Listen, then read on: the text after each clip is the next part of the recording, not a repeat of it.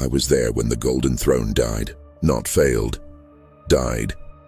There is a difference, subtle but absolute, between the cessation of function and the deliberate ending of existence. I had stood vigil in the Sanctum Imperialis for 3 centuries, watching the mechanisms strain against entropy, watching the psychic wards flicker like candle flames in a hurricane. I knew every grinding protest of ancient machinery, every fluctuation in the psychic pressure that pressed against my mind like a physical weight. But on that day, in the final hour of the 13th Black Crusade, when Abaddon's forces breached the Eternity Gate and the very foundations of the Imperial Palace shook with demonic assault, the throne did not fail. It surrendered. The machine spirits had been screaming for weeks. Not the usual protests of overworked systems, but genuine agony, like living things being torn apart from within. The tech priests of the Mechanicus, even the most augmented among them who had long ago replaced mercy with cold logic, had begun to weep from beneath their brass masks. They knew what was coming. We all knew, though none dared speak it aloud.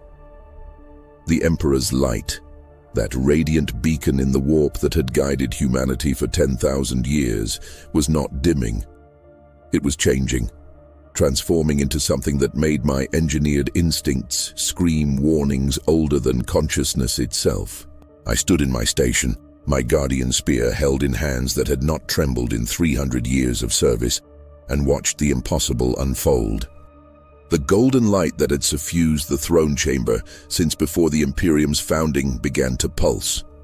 Not with the steady rhythm we had grown to expect, but arrhythmically, desperately, like a heart trying to restart itself. Each pulse sent waves of psychic pressure rolling through the chamber, strong enough to drive unaugmented humans to their knees. My brother Custodians stood firm, but I could see the strain in their postures, the way their fingers tightened on their weapons. We were the 10,000, the Emperor's chosen warriors, each of us a match for 100 Space Marines. But in that moment, we were children watching a star collapse. Captain General Trajan Valoris stood at the foot of the throne, his auramite armor reflecting the pulsing light in fractured patterns.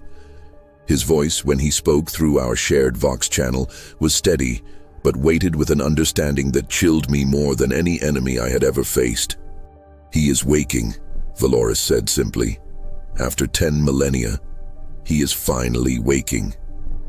The words should have been a benediction, a prayer answered after centuries of desperate hope. They were not. They carried the weight of dread, of knowledge that some doors, once opened, reveal not salvation but truth. And truth, in the grim darkness of the far future, is often more terrible than any lie. The throne's mechanisms began to separate, not breaking, not failing, but deliberately disengaging, like fingers unclenching from a grip held too long. Gears the size of hab blocks rotated backward for the first time in recorded history. Psychic conduits, each one channeling the daily sacrifice of 1,000 souls, went dark one by one, their burden suddenly and impossibly unnecessary. The chamber, which had always thrummed with barely contained power, fell into a silence so profound it felt like physical pressure against my enhanced senses. And then he opened his eyes. I have no adequate words. I was crafted by the Emperor's own hand, my genetic code written in his laboratories, my purpose carved into the very structure of my being. I was made to stand in his presence, to endure what no unmodified human could withstand. But when those eyes opened, eyes that contained the accumulated understanding of 40,000 years, eyes that had watched civilizations rise and fall before humanity ever looked up at the stars, I felt my consciousness try to fold in on itself. They were not angry. That would have been easier to bear. They were sad. Infinitely, unbearably sad. The Emperor rose from the golden throne. His body, which every text described as either a desiccated corpse maintained by ancient machinery or a radiant demigod preserved in psychic amber, was neither. He stood as tall as I remembered from the fragmentary genetic memories encoded in my being, but his form seemed to shift between states, mortal and divine, corpse and god, man and something that wore the shape of man, the way we wear armor. Each movement sent ripples through reality itself, as if the universe struggled to accept his presence in physical space. His armor, the golden plate that had not moved in 10,000 years, flowed like liquid, reforming itself around his frame. Ornate engravings shifted and changed, rewriting themselves to accommodate new truths. I glimpsed images in their transformation, battles that had not yet been fought, worlds that existed in possibility rather than reality, patterns of such complexity that my enhanced mind could only perceive the edges of their meaning. "My sons," he said, and his voice was not one voice but a chorus containing multitudes. I heard the Emperor who had walked among humans during the Unification Wars, patient and purposeful. I heard the warlord who had conquered terror, ruthless and absolute. I heard the father who had watched his favored son fall to darkness, grief-stricken and unforgiving. I heard something older still, something that predated humanity itself, vast and cold and utterly alien. I have dreamed such dreams. Valoris, our Captain General, the commander of the 10,000 and guardian of the most sacred duty in the Imperium, dropped to one knee. Around him, 300 custodians did the same, our movements perfectly synchronized despite no order being given. It was reflex, instinct encoded deeper than conscious thought. "Master," Valoris said, his voice carrying none of its usual certainty. "You are awakened." The Emperor looked down at him, and I saw Valoris flinch despite his centuries of conditioning.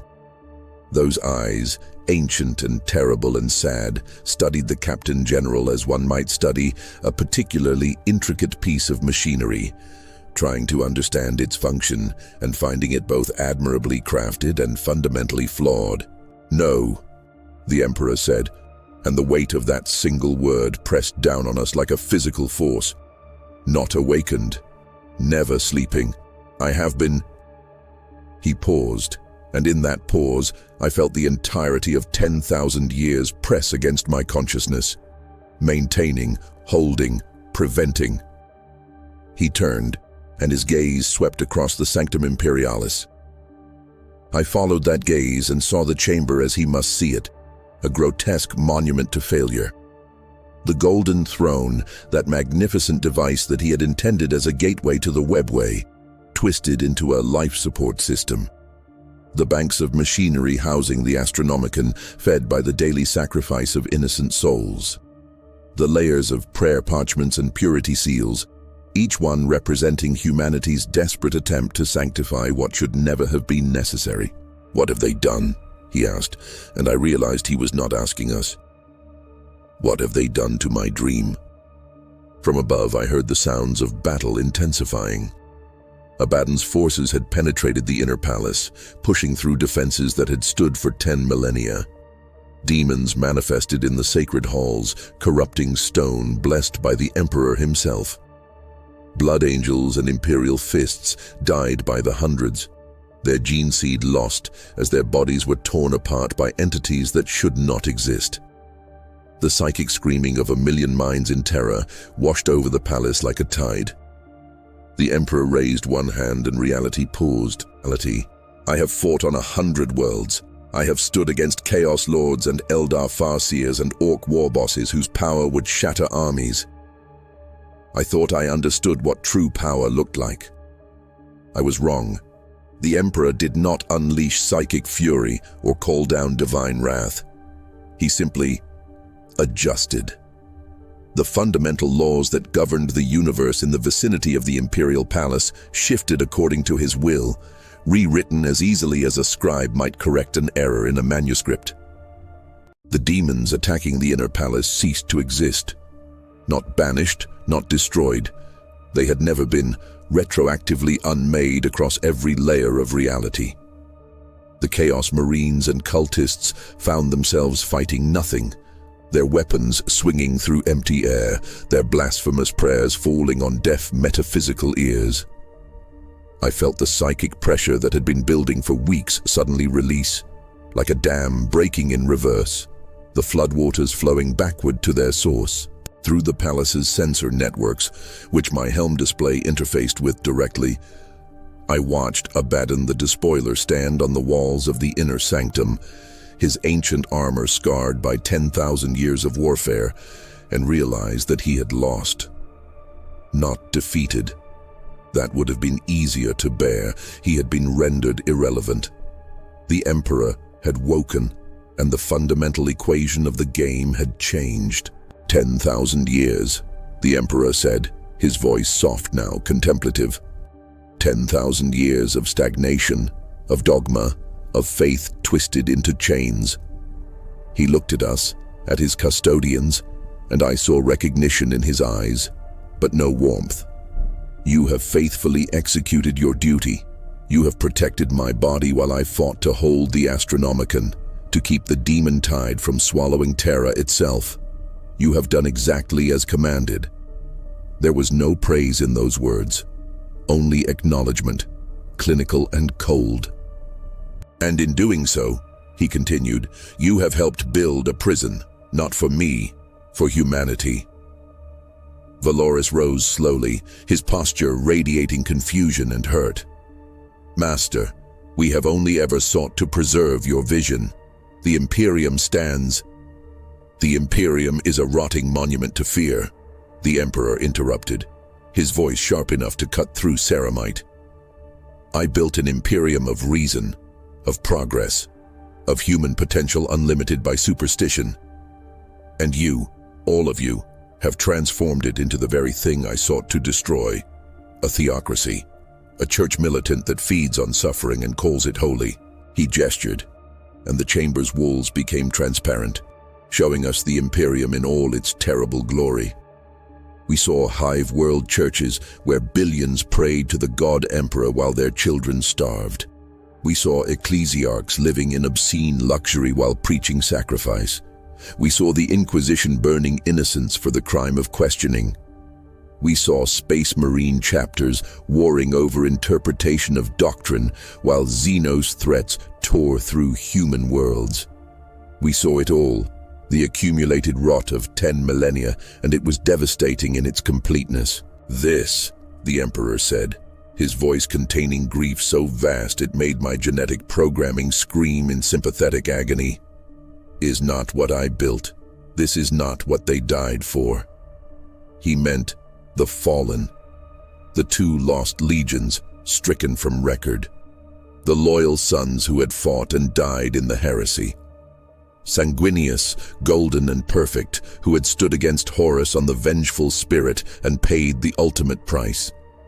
Ferrus Manus, who had lost his head on Istvan V, Rogel Dorn, who had disappeared defending the Imperium he helped build. All the others lost to war or time or treachery. Master, I found myself speaking, though protocol dictated I should remain silent. What would you have us do? The Emperor turned his full attention on me, and I felt myself being measured, weighed, and judged in ways I could not fully comprehend. You are Valdor Kharion, he said, and I realized he knew me, had always known me, had known every moment of my existence. You have served for 300 years without question. You have never doubted, never faltered, never failed in your duty. Yes, Master, I said, and meant it with every fiber of my transhuman being. That, he said, is your greatest weakness and your most valuable strength. Before I could parse that paradox, the Emperor raised his hand again, and the walls of reality around us grew thin. I could see through them, into the warp itself, and what I saw there made my mind recoil in horror and awe combined. The Astronomicon, that psychic beacon that had guided ships through the warp for 10,000 years, was not a simple light. It was a knot, a seal, a barrier holding back something vast and terrible. The Emperor had not been guiding ships, He had been holding closed a door that the Chaos Gods themselves hammered against with every passing second. "I have fought for 10,000 years," the Emperor said, his voice distant as if speaking from across an immeasurable gulf. "Every moment, every second, channeling my power to hold this barrier, preventing the demon tide from swallowing Terra and spreading across the galaxy." The throne was meant to power the Webway project, to give humanity a safe corridor through the warp. Magnus destroyed that dream. The demons poured through, and I have been holding the door closed ever since. He clenched his fist, and I saw the barrier strengthen, saw demons in their countless millions pressed against it, screaming in frustration. But I cannot hold it forever. The power required grows with each passing year. The sacrifice of souls to the Astronomicon, that abomination I never intended, has delayed the inevitable. But it is still inevitable.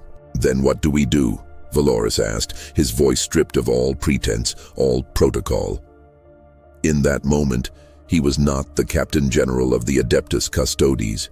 He was simply a warrior facing an unwinnable battle, seeking guidance from the only being he had ever truly served. The Emperor's expression shifted, and for a moment, just a moment, I saw the man he had been. The scientist from ancient Terra who had walked among humans and dreamed of a brighter future. "We evolve," he said, "or we die." The chamber shook. Not from external assault, but from the Emperor's power resonating through the palace's structure. Stone, blessed by his presence 10,000 years ago, began to glow, not with reflected light, but with their own internal radiance. The throne itself, that grotesque mechanism that had tortured him for 100 centuries, began to crumble, its component parts dissolving into golden light that flowed back into his form. "I am going to do what I should have done 10,000 years ago," the Emperor said, his voice gaining strength with each word. "I am going to show humanity that gods are a lie, that I am not divine, that faith is chains and reason is the only path to survival." "But Master," Valoris protested, his voice anguished, "the Imperium is built on faith in you. Trillions of souls across 1,000,000 worlds find meaning in your divinity. If you deny them that, then they will be free to build something better," the Emperor interrupted, "or they will fall into darkness. Either way, it will be their choice, not mine."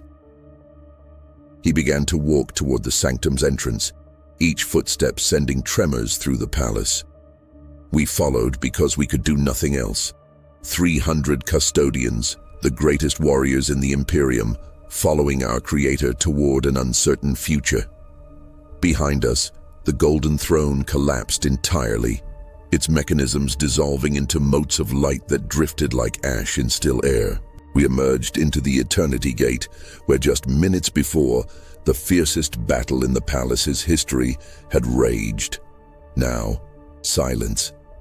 Chaos Marines stood frozen, their armor locked in place by psychic force. Demons, those few that the Emperor had not erased entirely, were pinned to the ground by invisible weight. The defenders, Space Marines from a dozen chapters, stood witness to the impossible. The Emperor surveyed the scene, his expression unreadable.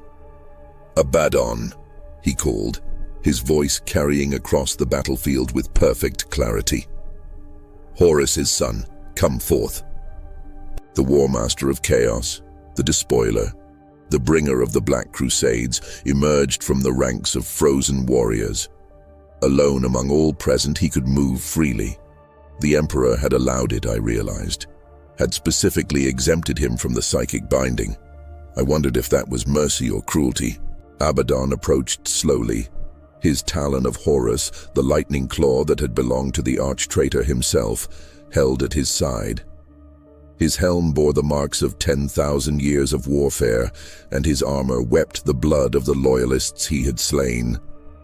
When he reached the base of the Eternity Gate, he knelt, not in submission, in acknowledgement. "Lord of mankind," Abaddon said, his voice distorted by his helm's vox grill, but still carrying the weight of genuine respect. I have spent 10,000 years trying to finish what my father began, to tear down your Imperium and prove that your vision was flawed from its inception. You have succeeded, the Emperor said, and the words hung in the air like a sentence of death. Look upon what I have built. Look upon 10,000 years of my design. Tell me, Ezekiel, was your father right? Abaddon was silent for a long moment. When he spoke, his voice carried a complexity I had never heard from any Chaos champion. He was right that humanity needed more than cold reason. We are not machines, Lord. We are flesh and blood and spirit. We need meaning, purpose, something to believe in beyond mere survival. And so you chose to believe in demons, the Emperor said, his voice sharp. In the ruinous powers who care nothing for humanity's survival, only its eternal suffering. No, Abaddon replied, rising to his feet. I chose to believe in humanity's right to choose its own path, even if that path leads to damnation, even if that choice is wrong. Better to die free than to live as puppets dancing on strings we cannot see. The Emperor stared at him for a long moment, and I saw something in his expression that chilled me more than any chaos corruption. Understanding, agreement even. You will tell your gods, the Emperor said, each word precisely chosen, that the game has changed. I am no longer bound to the throne. I am no longer holding the door closed. I am going to do what I should have done during the Crusade. I am going to fight them properly. Abaddon's posture shifted, and I realized he was genuinely surprised. You would open the door, let the warp tide sweep across the galaxy? No, the Emperor said. I am going to close it properly. The door in the Imperial Dungeon, the one I have been holding shut for 10,000 years, is a wound in reality that cannot be healed while I channel all my power into maintaining it. I must release that barrier, face what comes through, and seal the wound permanently. You cannot face the four alone, Abaddon said, and there was something in his voice that might have been concern. Even you, in your full power, cannot stand against the combined might of the Chaos Gods. You are correct, the Emperor acknowledged, which is why I will not face them alone. He raised his hand, and across the galaxy I felt something shift. Every human with even a spark of psychic potential suddenly felt his presence, not as the distant light of the Astronomicon, but as the immediate, overwhelming reality. Astropaths screamed in mingled agony and ecstasy. Sanctioned psychers fell to their knees, tears streaming down their faces. On a billion worlds, in a trillion minds, humanity felt their God Emperor reach out and speak. Children of humanity. His voice resonated through the warp itself, reaching every human soul simultaneously. I am not your God. I am your father, your creator, your guide, but not your God. For 10,000 years you have prayed to me. You have sacrificed in my name. You have built a civilization on the foundation of faith in my divinity. That faith has sustained you through the darkest of times, has given you strength when all seemed lost. I honor that faith, even as I must tell you the truth, it is misplaced. I am not divine. I am powerful, yes, ancient and terrible and capable of miracles that seem like magic. But I am not a god. I am what humanity can become if we reject the easy comfort of faith and embrace the harder path of understanding. I am science and reason and the relentless pursuit of knowledge, shaped into a form that can fight monsters born of ignorance and fear. The Imperium I built has failed, not because of treachery, not because of external enemies, but because it was built on a lie. The lie that humanity needs a master, needs a god to tell them how to think and what to believe. I sought to free you from religion, and you made a religion of me. I sought to elevate reason, and you made reason into dogma. I failed you, and you failed yourselves. What comes next will be chaos. True chaos, not the ruinous powers, but the natural disorder that follows when old structures collapse. Many will die, many will fall to darkness, but some will rise. Some will remember that humanity's greatest strength has never been faith or purity or military might. It has been adaptability, the ability to look at a terrible truth and find a way to survive it anyway. I am going to fight the Chaos Gods. I am going to attempt to close the wound in reality that has poisoned the galaxy for millennia. I may fail. I may die. If I do, you will be truly on your own, with no father watching over you, no divine light to guide you through the darkness. And perhaps that will be what humanity needs, to finally stand on its own, without my shadow falling across your destiny. For those who can hear this, I am not abandoning you. I am setting you free. The connection severed, and I felt 10,000 years of certainty dissolve like frost under morning sun. Around me, my brother Custodians stood in varying states of shock. We had been created to serve the Emperor, to protect him, to execute his will without question. That will had just declared our entire purpose obsolete. What would you have us do? I asked again, and this time the question carried a different weight. Not a request for orders, but a genuine plea for understanding. The Emperor looked at me, and I saw in his eyes something I had never expected to see directed at one of his custodians. Trust. I would have you choose, he said simply. For the first time in your existence, I would have you make a choice that is truly yours. You can follow me into the Imperial Dungeon to stand against horrors that make your worst nightmares seem like pleasant dreams. You can remain here to help guide the Imperium through the chaos that will follow my declaration. You can leave, walk away from everything you have ever known, and seek a new purpose in a galaxy suddenly bereft of absolute certainties. But Master, Valoris began. Captain General, the Emperor interrupted, his voice gentle but firm. I am not your master, not anymore. I am simply the Emperor, a title that means nothing without consent. If you choose to follow me, I welcome your strength. If you choose to remain, I honor your dedication, but I will not command you. That era is ended. He turned away, walking toward the entrance to the Imperial Dungeon, that forbidden place where he had held closed the wound in reality for 10,000 years. With each step, his form grew more solid, more real, as if he was finally fully present in the material universe for the first time since the heresy. Around me, I saw my brothers making their choices. Some followed the Emperor immediately, their loyalty so deeply encoded that even his release could not break it. Some remained, their sense of duty to the palace and the Imperium stronger than their devotion to him personally. Some simply stood, paralyzed by the impossibility of choice after millennia of absolute obedience. I looked at Valoris, our Captain General, and saw my own confusion reflected in his eyes. What should we do? He asked, not as commander to subordinate, but as one lost soul to another. I don't know, I admitted. And the freedom in those 3 words was terrifying and exhilarating in equal measure.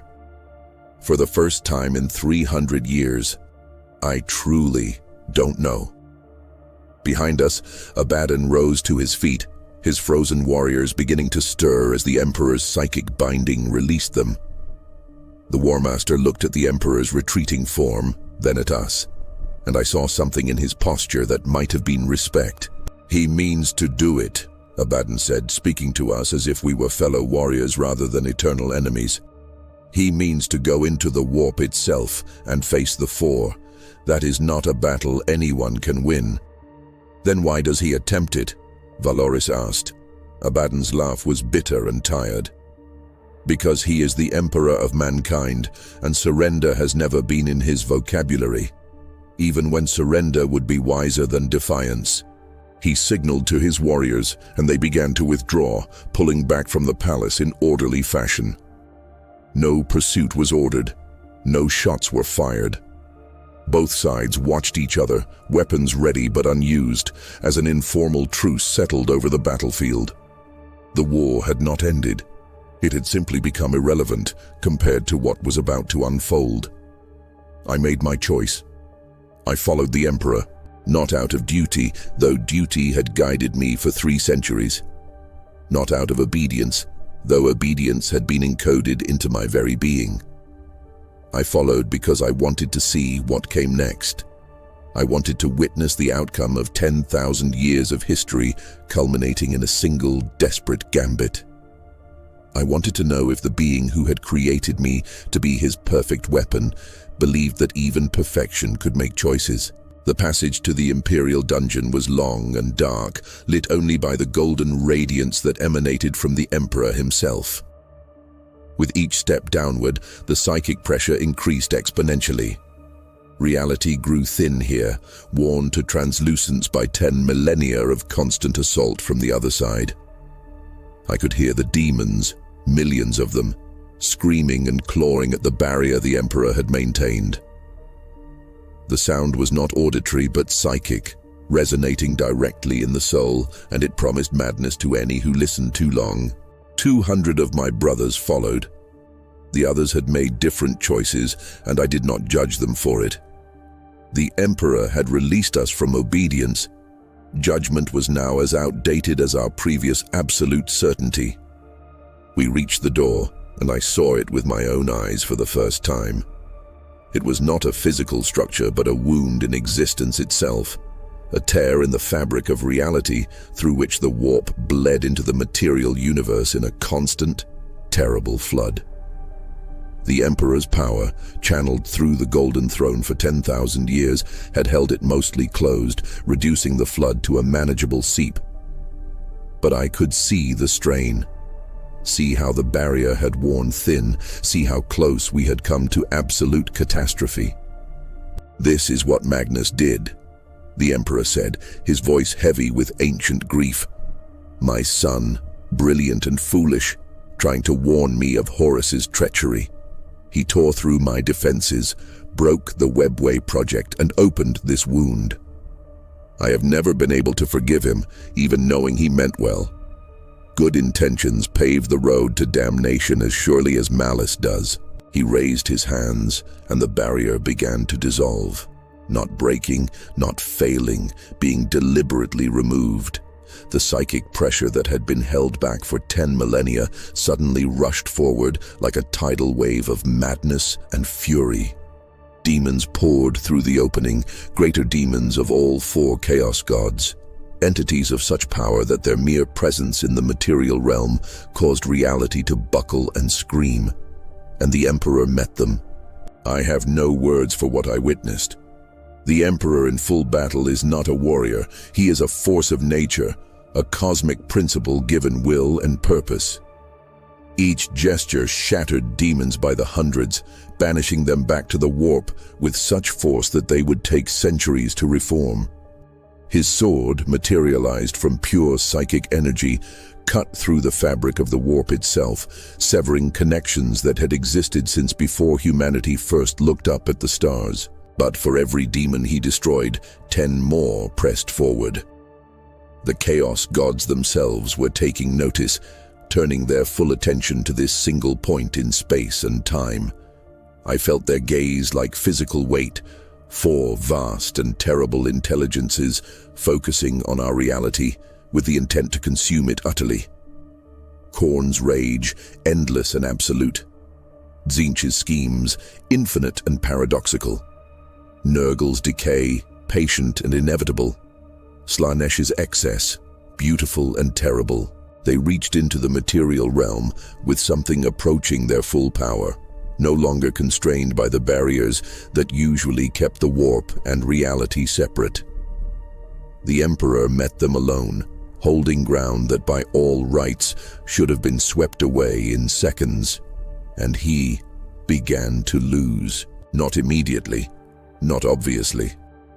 But I could see the tide turning, could feel the Emperor's power, vast as it was, beginning to flag against the infinite resources of entities that existed beyond death, beyond defeat.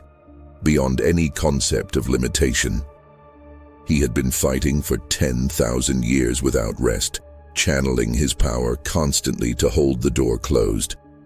Now, fully engaged in direct combat, he was magnificent, but he was not infinite. "He needs help," I said, voicing what every custodian present already knew. "How?" one of my brothers asked. "We are mighty, but we cannot stand in the warp. We are physical beings, and that realm will tear us apart." I looked at the Emperor, saw him fighting alone against impossible odds, and remembered his words to me.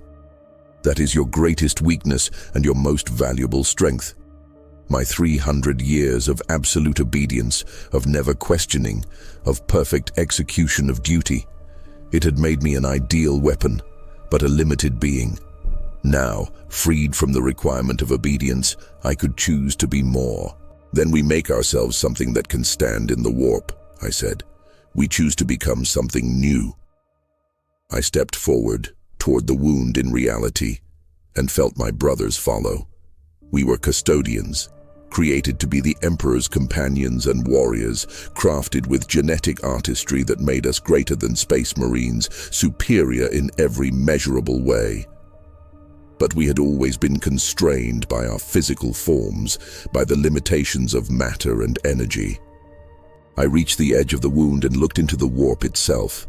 It was madness given form, chaos in its purest sense, a realm where thought and reality were one, where belief shaped existence and emotion given sufficient strength could rewrite the fundamental laws of nature.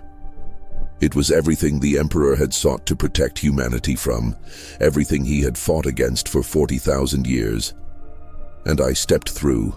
The agony was immediate and absolute. My physical form, enhanced and perfect as it was, could not exist unchanged in this realm. I felt myself beginning to dissolve, my carefully crafted genetic code unraveling in the face of raw chaos. But I held to my purpose, held to my choice, and felt something respond.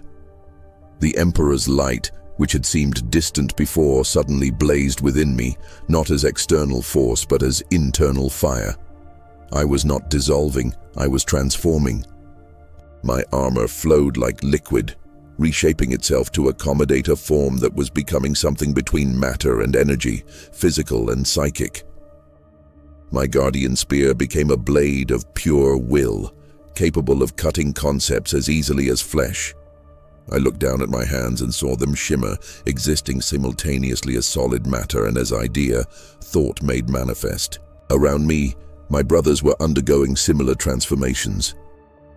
200 custodians, the finest warriors in the Imperium, were voluntarily stepping beyond the boundaries of physical existence, choosing to become something new rather than remain bound by the limitations of their creation. Some succeeded, their forms stabilizing into new configurations that could exist in both realms simultaneously. Others failed, their essence scattered across the warp, their consciousness dissolved into the greater chaos. 97 of us succeeded. 97 custodians, transformed into something the Imperium had never seen. Warriors capable of fighting in both the material and immaterial realms. Bridges between reality and the warp. Neither wholly human nor fully demon, but something entirely unique. We joined the Emperor in his battle, and the tide shifted. We could not match his power, nothing could. But we could guard his flanks, intercept the lesser demons that sought to distract him, disrupt the schemes and sorceries that the chaos gods wove to trap him. We fought in a realm where physics held no meaning, where distance and time were mutable concepts, where the only truth was will imposing itself on chaos. I crossed blades with a bloodthirster of Khorne, a greater demon whose power could shatter worlds. In the material realm, even with my custodian enhancements, such a battle would have been brief and fatal. Here, we were more evenly matched. My blade cut through its brass armor because I believed it could, and my will was strong enough to make that belief reality. Its axe struck sparks from my transformed armor because it refused to believe I could be harmed so easily, and its will was ancient and terrible. We fought across dimensions, our battle spanning moments and eternities simultaneously. I could see all possible outcomes of our combat, all the ways I might win or lose, and I chose the path of victory through sheer force of determination. My blade found the demon's throat, severed its connection to the warp, and sent it howling back to the blood god's realm to reform. I had seconds of rest before the next assault came. A pack of pink horrors, fragments of Tzeentch's infinite complexity, sought to overwhelm me with transformation and change. I met them with the one thing Tzeentch could never truly understand: the stubborn refusal to change that characterized humanity at its most intransigent. I was Valdor Kharion, Shield-Captain of the Adeptus Custodians, and I would remain myself regardless of what forces sought to alter me. The battle raged for I cannot say how long. Time had no meaning in that place. It might have been minutes or centuries. What mattered was that we held. 97 transformed custodians and one emperor of mankind, standing against the full fury of the chaos gods, and we did not break. And slowly, impossibly, the emperor began to push back. He was not fighting to destroy the chaos gods. That would be impossible. They were concepts given form, eternal as long as sentient beings experienced rage, ambition, decay, and desire. But he could deny them this access point, this wound through which they poured their corruption into reality. I watched as he wove something unprecedented. Not a barrier like the one he had maintained for 10,000 years, desperately holding closed a door that wanted to open. Instead, he was rewriting the fundamental structure of reality itself around the wound, changing the laws that governed this space so that the warp and material realm could not easily touch here. It was surgery on the universe itself, precise and terrible, and requiring a level of power and understanding that made my enhanced mind real. But it was working. The flow of demons began to slow. The wound, which had bled corruption for 10 millennia, started to close. Not healing. Wounds in reality do not heal, but being sealed, sutured shut, with threads of psychic energy so powerful that even the chaos gods could not easily tear them apart. The four realized what was happening and redoubled their efforts. All four of them, ancient enemies who rarely cooperated, joined their power for a single united assault. The psychic pressure was so intense that several of my transformed brothers simply ceased to exist, their consciousness unable to withstand the direct attention of entities that vast. I felt my own sense of self beginning to fracture under that terrible gaze, felt reality itself trying to reject my existence as impossible and therefore invalid. And then I felt the Emperor reach out, not with power, but with connection. He linked us, all 97 surviving custodians, into a network of shared consciousness and purpose. I felt my brothers' thoughts mingling with my own, felt their strength becoming my strength, their determination reinforcing my failing will. We were no longer individuals fighting alongside our Emperor. We were a unified force, a collective will directed by a single purpose. Together, we held. The Emperor completed his working, and the wound sealed. Not perfectly. Perfection was impossible when dealing with corruption this ancient and this deep. But it was sealed well enough. The flood of demons became a trickle, then stopped entirely. The psychic pressure that had been building for 10,000 years suddenly released, and I felt reality itself sigh in relief. We had won. The Emperor collapsed. I had never seen him show weakness before. Even in the fragmentary genetic memories encoded in my being, memories of the siege of Terra and the battle with Horus, he had remained standing, terrible and glorious and absolutely indomitable. But now, Having expended his power in a single desperate gambit to seal the wound properly, he fell to one knee in that impossible space between realities. "Master," I moved to his side, my transformed body flowing through the warp as if through water. His hand on my shoulder stopped me. The touch was gentle, almost human, and I realized with shock that he was mortal again. Not in the sense of being capable of dying, he had always been that. The assault by Horus had proved it. But in the sense of being finite, limited, no longer channeling the infinite power of the Astronomicon and the Golden Throne. "I am not your master," he reminded me, his voice tired but still carrying infinite depth. "I have never been your master. I created you, yes, but that does not give me ownership of your will." "What are you then?" I asked, the question that had been growing in my mind throughout the entire battle finally finding voice. The Emperor smiled, and it was the saddest expression I had ever witnessed. "I am a failure," he said simply. "A well-intentioned failure who tried to save humanity from itself and only succeeded in delaying the inevitable. You just sealed a wound that had bled corruption for 10,000 years, one of my brothers protested. "You faced the Chaos Gods and won." "I won a single battle," the Emperor corrected. "The war continues, and it will continue long after I am gone. The Chaos Gods exist because sentient beings experience emotion. As long as there is rage, ambition, despair, and excess in the galaxy, they will exist. I cannot destroy them without destroying the capacity for consciousness itself, and that would be a cure worse than the disease." He rose slowly, his form beginning to solidify back into purely physical existence. Around us, the remaining transformed custodians were making similar transitions, our bodies remembering their original configurations and slowly returning to them. The transformation had been possible because we had chosen it, had willed ourselves into new forms. Now, with the battle over, we were choosing to return, to remain connected to the physical realm rather than lose ourselves entirely in the warp. 73 of us made the transition successfully. 24 remained in the warp, their consciousness so changed by the experience that they could no longer exist in purely physical form. I felt their presence at the edges of my awareness, watching, waiting, existing in that liminal space between realities.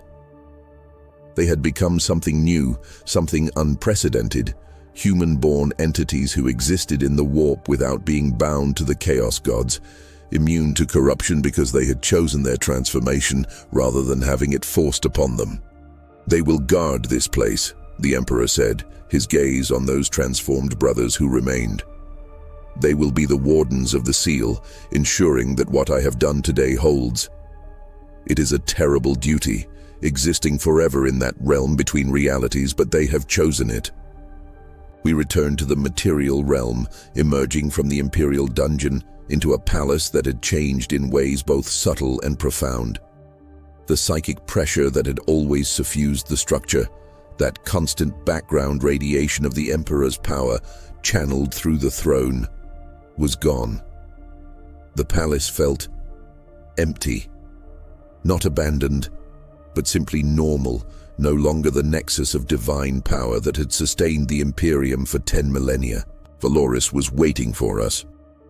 Our Captain General had made his choice to remain and help guide the Imperium through whatever came next. Around him stood the Custodians who had chosen the same path, along with Space Marines from a dozen chapters and representatives of every major Imperial institution. They had felt the Emperor's psychic announcement, had heard him declare his own lack of divinity, and they had gathered to seek understanding. "Lord Emperor," Valoris began, then paused, uncertain of how to address a being who had just declared he was not a god. "Valdor," the Emperor said, using Valoris's first name. A simple gesture, but one that carried immense weight. "Speak plainly. I have spent 10,000 years listening to prayers and formal addresses. I would prefer honest questions." Valoris struggled visibly with the informality, 3 centuries of protocol and tradition warring with the direct invitation to abandon formality. Finally, he spoke. What happens now? The Emperor walked to one of the palace's observation ports, looking out over Terra. The hive sprawl stretched to every horizon, billions upon billions of humans living in varying degrees of misery, united only by their faith in the God Emperor. That faith, that unifying principle, had just been systematically undermined by the very being it celebrated. Now, the Emperor said, comes the hard part. I have declared my lack of divinity, but that will not change overnight the faith of trillions, nor should it necessarily. Faith has sustained humanity through 10,000 years of darkness. Faith has given meaning to meaningless suffering, has provided hope in hopeless circumstances. To strip that away without offering something to replace it would be cruelty of the highest order. But you did strip it away, a Blood Angels captain said, his voice holding an edge of accusation. You told the entire Imperium that everything they believe is a lie. I told them the truth. The Emperor corrected. There is a difference between a lie and a misunderstanding, between deliberate deception and honest error. Humanity chose to worship me. I never demanded it. I fought against it, explicitly forbade the lectitio divinitatus, punished those who spread it. But in my absence, in my silence as I channeled all my power into holding closed that wound, the faith grew anyway. It grew because humanity needed it, because the universe I had shown them, cold, rational, purely material, was too terrible to bear. He turned back to face us, and I saw in his eyes the weight of 10,000 years of failure and success intermingled. I was wrong, he said, and the admission carried the force of revelation. Not about reason being superior to superstition. I still believe that. But I was wrong to think that reason alone could sustain humanity. We are not purely rational beings. We need meaning, purpose, connection to something larger than ourselves. Horus understood that. Magnus understood that.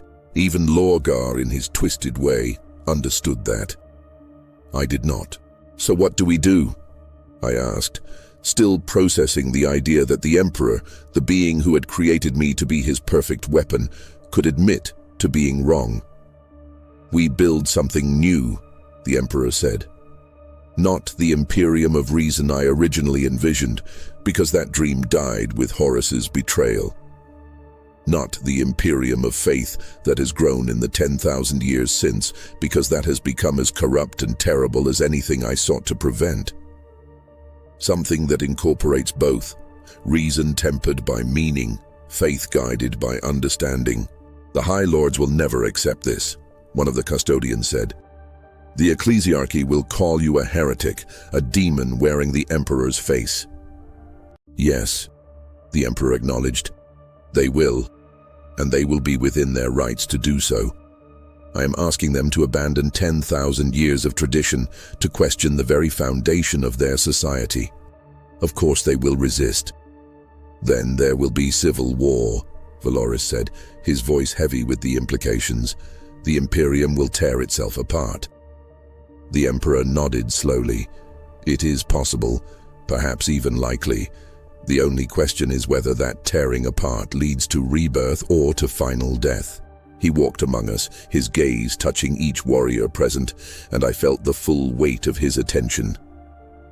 I am not commanding you. I am asking you to choose, each of you individually, what you believe is right.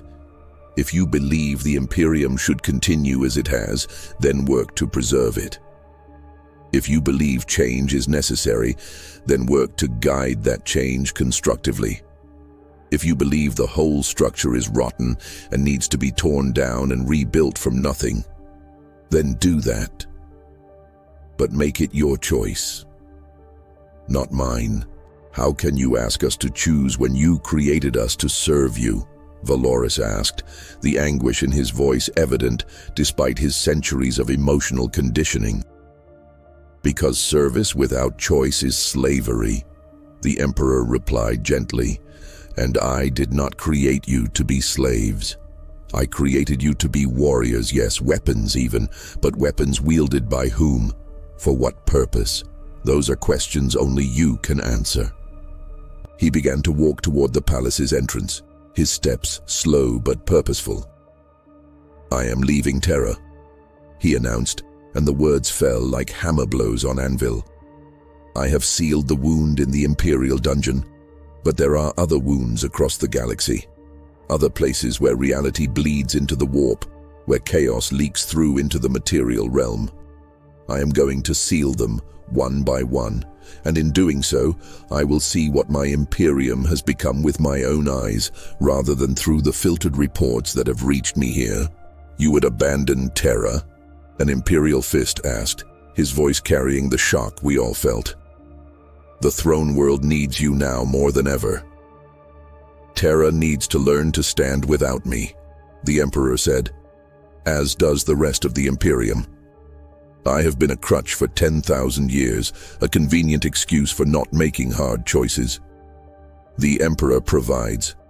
The Emperor protects. But I have done neither, not really. I have only delayed, held back the tide, bought time. Now it is time for humanity to use that time I purchased to become what it needs to be to survive in this universe."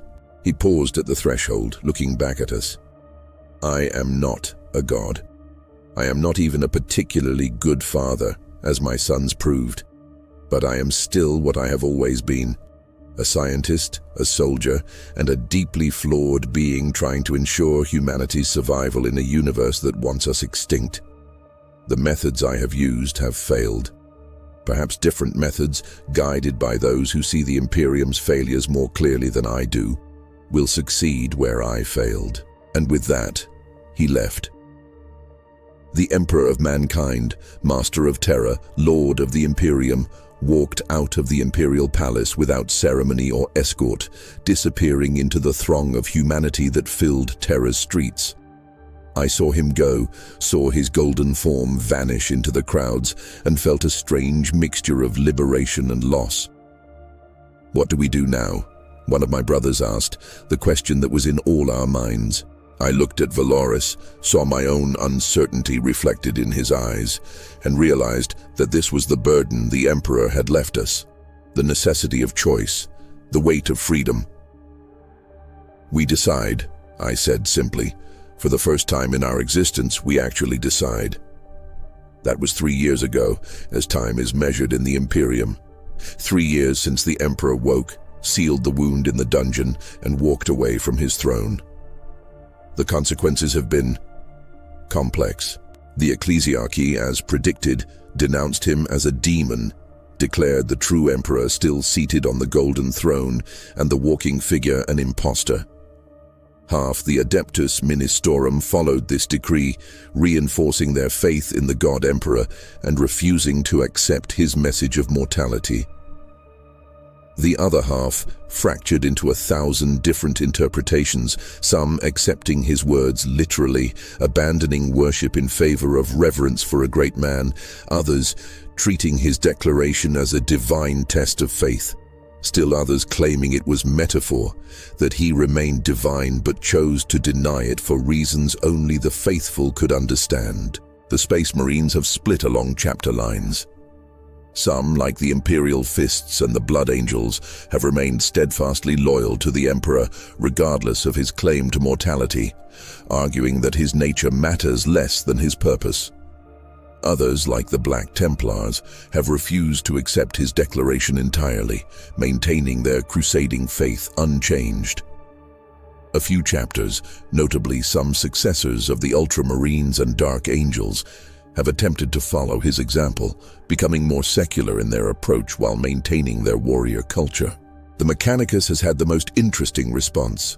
For them, the Emperor's claim to be a product of science rather than divinity actually reinforced their beliefs rather than undermining them. The Machine God and the Omnissiah they now claim are proved to be one and the same, both representing the ultimate expression of scientific understanding made manifest. The fact that the Emperor denies divinity merely proves his understanding transcends human categories of divine and mortal. It is, in its own way, as dogmatic as anything the ecclesiarchy preaches. Civil war has not erupted. Not yet. But the Imperium teeters on the edge.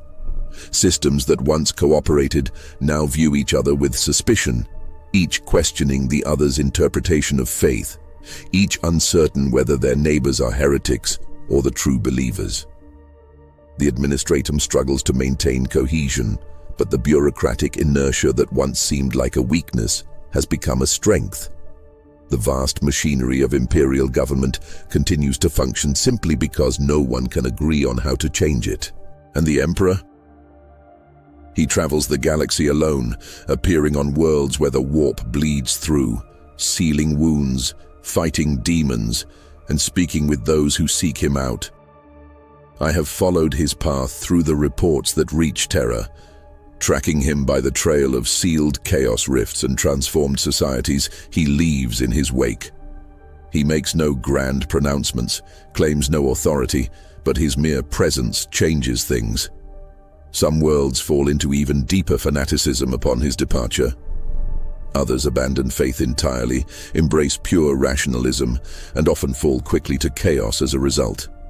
A few, just a few, find a balance, maintaining meaning and purpose while rejecting blind faith. As for me, I chose to remain on Terra to help guide the Imperium through this transition, not because the Emperor commanded it, but because I decided it was what needed doing. 73 custodians who went through the transformation returned with me, and we have become something unprecedented. Advisors rather than warriors, guides rather than guards. We still bear our spears, still maintain our martial prowess, but we use them sparingly now. Our primary weapon has become our ability to exist partially in the warp, to sense the approach of chaos corruption, to identify and eliminate demonic influence before it can take root. Valoris leads the custodians who remained unchanged, and together we work to preserve what can be preserved while allowing necessary change. It is harder than any battle I have ever fought. There are no clear enemies, no simple objectives. Every day brings new crises, new theological disputes, new political challenges. Every decision we make affects billions, and we make them knowing we might be wrong. But we make them. We choose. And in that choosing, I have found something I never had in my previous 3 centuries of service, purpose that is truly mine.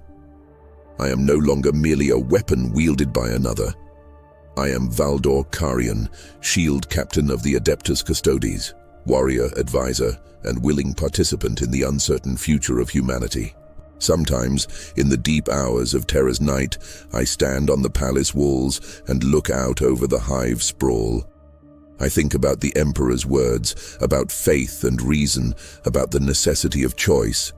I think about the demons we fought in the warp, about the wound he sealed at such great cost.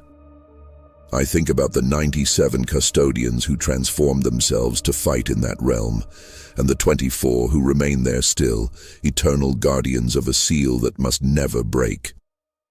And I wonder if the Emperor's greatest gift to humanity was not his power, not his protection, not the Astronomicon or the Primarchs or the Great Crusade. I wonder if his greatest gift was his departure, the space he left for us to grow, to choose, to become something more than children forever in the shadow of an overbearing father. The Imperium is changing, slowly, painfully, with setbacks and tragedies that multiply by the day. But it is changing because we are choosing to change it, not because some distant deity has decreed it. And perhaps that is what humanity needed all along. Not a god to worship, but a teacher to show us that we could stand on our own. The Emperor said he failed, that his dream of an Imperium of reason died with Horus's betrayal. But I do not think he failed. I think he succeeded in ways he never intended, created something that transcended his original design. The Imperium is not what he envisioned, but it survived 10,000 years of the darkest horrors the galaxy could inflict. It bent, but did not break. It adapted, however imperfectly, to threats he could not have foreseen. And now, freed from the weight of his immediate presence, perhaps it can adapt again. Perhaps it can become something new, not the Imperium of reason or the Imperium of faith, but something that contains both. An Imperium of choice. Or perhaps it will fall into chaos and darkness, torn apart by the very freedom he granted.